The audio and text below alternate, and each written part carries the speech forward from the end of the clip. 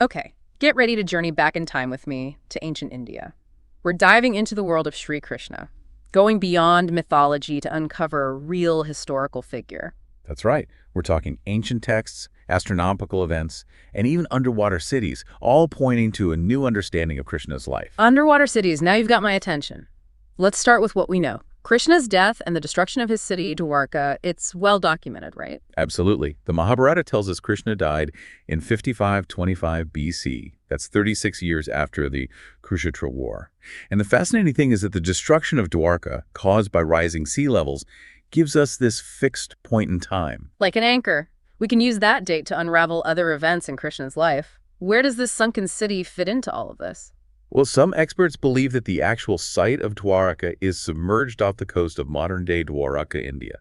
Imagine that, a city lost beneath the waves for thousands of years. It's really key to unlocking Krishna's timeline. Hold on, a real underwater city. This is already changing how I picture ancient India. But how do we go from this sunken city to figuring out when Krishna was born? That's where the celestial clues come in. Ancient Indian texts are filled with detailed descriptions of astronomical events like eclipses and comets. And with astronomy software, we can actually pinpoint exactly when these events occurred and correlate them to the texts. So it's like a celestial calendar. Give me an example. What kind of event are we talking about? Okay, so the Harivamsha, which is like an appendix to the Mahabharata, describes this massive comet that appeared right before Krishna killed his tyrannical uncle Kamsa. Uh-huh. This comet was so large it spanned like half the sky. And get this. Using astronomy software, we've confirmed that this event actually happened in 5622 BC. Wow, so we're not talking about just any comet. We're talking about a once-in-an-epoch kind of event. But how does this comet help us figure out Krishna's birthday? Well, the Bhagavata Purana, which is another ancient text, states that Krishna was 11 years old when he killed Kamsa. Add those 11 years to 5622 BC. Okay, so you get 5633 BC. That's amazing. But doesn't the Bhagavata Purana also talk about Krishna being born during a huge rainstorm? Like his father had to carry him across a flooded river? That doesn't sound like a summer birthday to me. You're right to point that out. It's a classic example of how oral traditions can sometimes embellish the facts over time. The older text, the Harivamsha, actually contradicts this story. It describes Krishna's father, Vasudeva, traveling on foot and encountering dry, kindling no rain and walking alongside the Yamuna River, not across it. So the older source is more likely to be accurate. Fascinating. It's like we're detectives of ancient history. But if we go by the 5633 BC date, and he died in 5525 BC. Well, that means Krishna lived to be 108 years old. 108? Are you serious? That changes everything. Most depictions show him as a young man. Okay, I have to admit, this is already making me rethink everything I thought I knew about Krishna. So we've debunked some myths about his birth. What else can you tell us about his life before the Kurukshetra War? Well, Krishna ruled in Mathura, but he actually made a strategic move. He moved his entire kingdom to Dwarka on the coast. Why would he move an entire kingdom? That seems like a lot of effort. He was trying to avoid this constant conflict with Jarasandha, a really powerful king who ruled from Magadha in modern-day Bihar. Jarasandha had repeatedly defeated Krishna's forces, and he controlled this strategic point on the trade routes that Krishna relied on. So even in ancient India, it was all about controlling the flow of goods and money, huh? Exactly. After losing battle after battle, Krishna realized that endlessly fighting Jarasandha wasn't worth the loss of life or the resources. He chose a different path. Hence, the strategic relocation to Dwarka makes sense. It also shows a different side of him. He's not just a warrior, he's a leader looking out for his people's well-being. Precisely. And Dwarka really flourished under his rule. It's amazing how much we can learn about ancient geopolitics from these texts. Speaking of strategy, you mentioned something called Murari Nishan earlier. What is that exactly? Murari Nishan. It describes Krishna's knack for finding a third, often unexpected path. It's seeing beyond those obvious choices and creating a new solution, like moving to Dwarka. Instead of endless war, he chose relocation, which led to peace and prosperity. So not just thinking outside the box, but finding a whole new box. I like it. Give me another example of Murari Nishan in action. Okay, well, think about the Syamantaka gem incident. This powerful jewel belonging to the sun god went missing, and suspicion fell on Krishna. But instead of getting into a war of words or using force to clear his name, he sets out on this quest to find the real thief and ultimately restores the gem to its rightful owner. Uh-huh. It's a perfect example of how Krishna navigates these complex situations by prioritizing truth and justice while avoiding unnecessary conflict. Wow, I never thought about it like that. So you're saying his approach was about achieving the best outcome for everyone involved, even if it meant taking a less obvious path. That's a really powerful concept. Do you have any other examples of Murari Nishan in his life? I have to admit, you've got me hooked. Well, consider how he handled the whole conflict between the Pandavas and Kauravas. The conflict that ultimately led to the Kurukshetra War. Right. Krishna, as the embodiment of Dharma, always sought peaceful resolutions. He acted as a mediator. He tried to avert the war. He even offered the Kauravas a chance to reconcile. It was only when every option for peace had been exhausted that he advised the Pandavas to fight, not just for their rightful place, but for Dharma itself. That's fascinating. So even in the face of inevitable conflict, Krishna emphasized exhausting all other options first. He wasn't afraid to fight when necessary, but he always prioritized peace and diplomacy. It really adds another layer to his character, wouldn't you say? Exactly. And this whole concept of Murari Nishan, this ability to find that third path, it's even reflected in his teachings in the Bhagavad Gita, where he emphasizes a balance of knowledge, action, and purpose. So it's not enough to just be knowledgeable. You have to act on that knowledge in a meaningful way. Knowledge and action. I like that. Okay, we've been focusing a lot on Krishna. What about the other figures in his life? You mentioned there were some misconceptions about Bhima. What are the Pandava brothers? Tell me more about that. Yeah, so Bhima is often portrayed as this, big, strong warrior who just relies on brute strength. And while he was incredibly strong, if you look closely at the Mahabharata, there are tons of instances where Bhima shows incredible strategic thinking. He often even anticipates Krishna's guidance. So not just a warrior, but a shrewd strategist in his own right. Do you have a favorite example of this? Sure, during the disrobing of Draupadi, he's the one who wants to take immediate action against Duryodhana and the Kauravas. And people often misinterpret that as impulsive anger, but I think in reality, he's thinking ahead. He realizes how serious that injustice was. Bhima understands that immediate action was necessary to protect not just Draupadi's honor, but the Pandavas' dignity as well. That's so interesting. I'm starting to see Bhima in a whole new light. It's like we often focus on the physical strength of these epic heroes, and we miss the subtle intelligence behind their actions. Exactly. And we can't forget his fascinating backstory, especially his marriage to Hidimbi. Right. Hidimbi, the Rakshasi. Now, can you remind me, who were the Rakshasas? Again, were they really these monstrous demons, as they're often portrayed? I think the term Rakshasa has been really misinterpreted over time. While they definitely possessed extraordinary powers, and some, yes, practiced cannibalism, it's more accurate to see them as a distinct group of people, not inherently evil.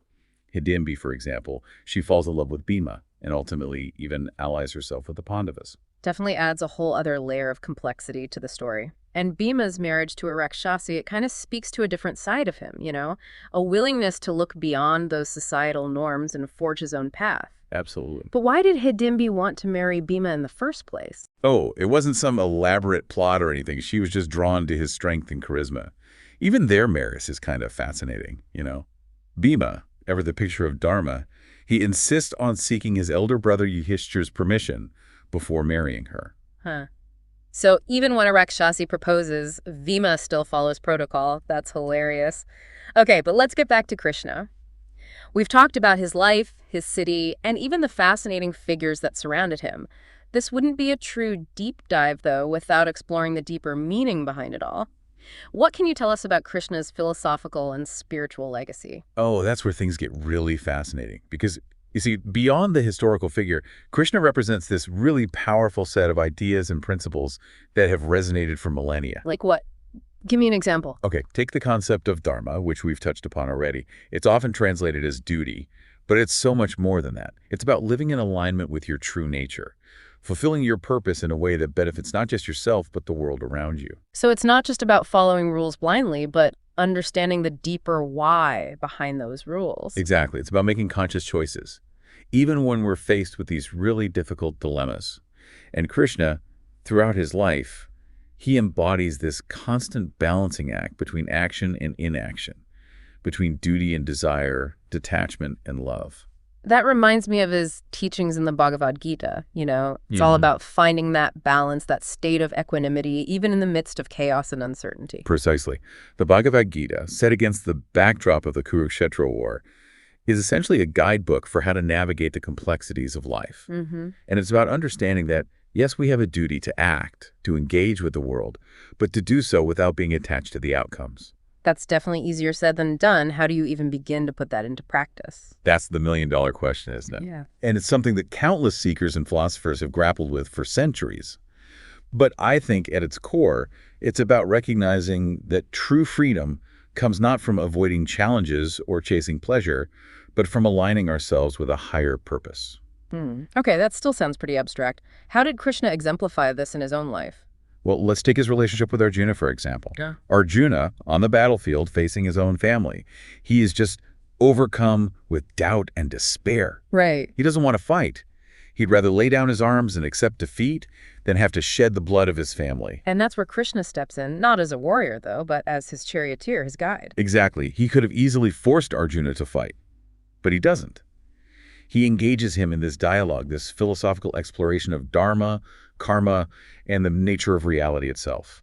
And that dialogue, of course, becomes the Bhagavad Gita, one of the most revered texts in Hindu philosophy. It's amazing how this ancient conversation still speaks to us today. It really is. It's a testament to the timeless wisdom contained within the Bhagavad Gita. And it's through this dialogue that Arjuna begins to understand that his duty lies not in running from the conflict, but in facing it head on with courage and clarity. So it's not about the act of fighting itself, but the intention behind it. Exactly. Arjuna's dilemma, while set against this backdrop of a war, it's something we can all relate to, right? Yeah. I mean, we all face these difficult choices, these moments where we're torn between different paths, uncertain of what is actually the right thing to do. That's what makes the Bhagavad Gita so relevant, even thousands of years later. It's not just about these ancient battles, it's about the internal battles that we all face within ourselves. Yes, exactly. It's about recognizing those different forces at play within us, our desires, our fears, our sense of duty, and finding a way to integrate them in a way that leads to both our own personal fulfillment and the greater good. So it's not about achieving some kind of static perfection, but about constantly striving, learning, growing. Absolutely. It's a lifelong journey, and Krishna, through his own actions and his teachings, he shows us that it's possible to embrace the complexities of life, but with wisdom and joy. He never shied away from laughter, from playfulness, even in the midst of adversity. That's a good point. We often forget that he's also known as this divine trickster, the one who plays pranks, challenges conventions. It's almost as if he's reminding us not to take ourselves too seriously. Exactly. He just seems like someone you want to have a conversation with, someone who could make even the most challenging philosophical concepts both accessible and entertaining. Exactly. And that playfulness, that lightheartedness, is such an essential part of his teachings because it's about recognizing that divine spark within ourselves and approaching life as this dance, this celebration of both our humanness and our connection to something far greater than ourselves. I love that. Life as a divine dance. But what about those who see Krishna's story as just that, a story, a myth? What would you say to them? I'd say that even myths, when we explore them with an open mind, can reveal these really profound truths about the human condition. They can serve as these mirrors, reflecting back to us our own aspirations, our fears, our potential. So it's not about taking these stories literally, but extracting the wisdom, the insight they contain. Exactly. Whether we view Krishna as a historical figure, a divine being, or a mythical archetype, his story offers such valuable lessons about leadership, ethics, spirituality, and this timeless search for meaning and purpose. It's a good reminder that some stories transcend time and place, that they speak to something universal within us. We've talked a lot about the philosophical side of things, but what about Krishna's legacy in a more concrete sense, in terms of actual practices and traditions? Oh, that's a vast and multifaceted subject. Krishna's influence permeates so many different aspects of Hindu tradition, from devotional practices, temple rituals, to music, dance, even martial arts. Wow. It's incredible. Let's start with the devotional side of things. I understand that Krishna is worshipped in many different forms and with a wide range of rituals and practices. Absolutely. He's one of the most beloved deities in the Hindu pantheon, and his worship takes so many forms. It really depends on the region, the tradition, even personal beliefs. Like what? Well, in some traditions, he's revered as this mischievous cowherd boy, playful and full of life. And devotees sing devotional songs, they offer butter and sweets, and they celebrate festivals like Janmashtami, his birthday, with this incredible joy and fervor. That's the image of Krishna I grew up with, this Yeah. playful flute-playing deity surrounded by the gopis, the coward girls. It's a very popular depiction, especially in North India. But he's also worshipped as this wise teacher, the giver of the Bhagavad Gita, the embodiment of divine love and compassion. So it's not just one monolithic way of approaching him, but this whole spectrum of beliefs and practices. Precisely. Mhm. And this diversity really reflects the richness and depth of Hindu tradition itself. It's about finding the path that resonates most deeply with you, the one that speaks to your heart. Okay, that makes sense. Now, what about the connection to music and dance? I know that Krishna is often depicted playing the flute. Oh, the flute. The flute is such a powerful symbol in Krishna's iconography. It represents his divine music, which is said to have enchanted not just the gopis, but all of creation. So it's not just a random instrument, it has this deep symbolic meaning. Exactly. The flute, with its simple yet evocative sound, represents the power of divine love to awaken the soul. And this connection to music, it extends to various classical dance forms in India as well, like Bharatanatyam and Odissi, where Krishna's life and teachings are often the central theme. So the stories come to life through music and dance. It's one thing to read about these ancient narratives, but to actually see them expressed through art, through movement, through music, that must be a completely different experience. Exactly. It's such a beautiful and powerful way to experience these ancient narratives, to really connect with their emotional and spiritual depth. It's amazing how one figure can inspire such a wide range of artistic expressions. It speaks to the enduring power of Krishna's legacy. He continues to inspire artists, musicians, dancers, devotees, even today. And this is just within the Indian subcontinent. Remember how we talked about potential connections to other ancient civilizations? Oh, right. I almost forgot. You're about to blow my mind again, aren't you? Tell me more about these connections. Where do we even begin? Let's start with Egypt. Herodotus, the Greek historian, the one who wrote the histories, describes this really fascinating encounter he had while he was in Egypt. He came across this series of statues, 341 in total, each one representing a generation of Egyptian priests. 341 generations. That's an incredibly long lineage. I know. And when Herodotus asked about these statues, he was told that 3 of these priests had ruled for a combined total of 100 years, averaging about 33 years per reign. Okay, I'm following. Where does this lead us? Well, if you do the math, 341 generations with an average reign of 33 years, you arrive at a staggering figure of 11,340 years. Over 11,000 years. But Herodotus lived around 2,500 years ago. What does that have to do with anything? That's where it gets really interesting. If you add those 2,500 years to that 11,340-year lineage, you end up around 14,000 years ago. Wait a minute. 14,000 years ago. That's roughly the same time frame as... The Ramayana. You're kidding. Are you saying there could be a connection between ancient Egypt and the Ramayana? Well, it's certainly possible. Remember, these are just hints, clues that are left behind in these ancient texts. But the names of some of the Egyptian pharaohs, like Ramses, they bear a striking resemblance to figures from the Ramayana. Ramses.ram? That's incredible. Could this mean that the stories we thought were specific to one culture were actually echoes of events or figures from a much older shared history? It's a tantalizing thought, isn't it? It really highlights how interconnected our world truly is, even across these vast stretches of time and geography. And the more we learn, the more we realize how much more there is to discover. This is what I love about these deep dives. It's like we've uncovered this hidden web of connections between cultures and civilizations that we previously thought were totally separate. Exactly. It challenges our assumptions, forces us to rethink everything we thought we knew about the past. Okay, so we've talked about Krishna's life, his city, the potential links to other ancient cultures, his philosophical and spiritual legacy. It's almost too much to process. But there's one thing we haven't touched on yet, his death. How did Shree Krishna die? So how did Shree Krishna die? After all the epic battles and those incredible teachings, I have to admit I'm really curious to know how his story ends. Well, his death, much like his life, is this fascinating blend of history and mythology. The Mahabharata describes it as, well, it's a rather unusual event. Unusual? How so? I mean, for someone as powerful and revered as Krishna, I'm imagining a grand exit. It wasn't exactly a grand exit, no.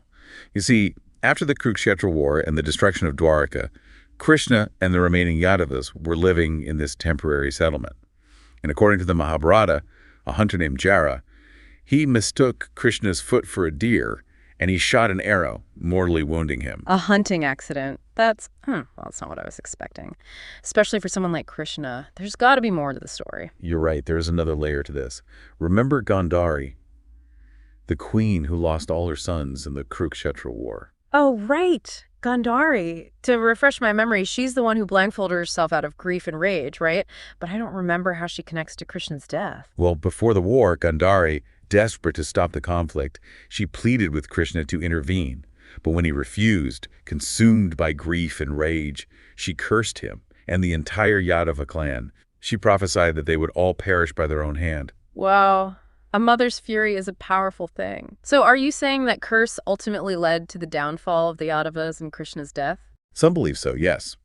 The Mahabharata describes this drunken brawl amongst the Yadavas where they end up killing each other. And heartbroken by the destruction he witnessed, Krishna wandered off to the forest. And it was there that Jara's arrow found him.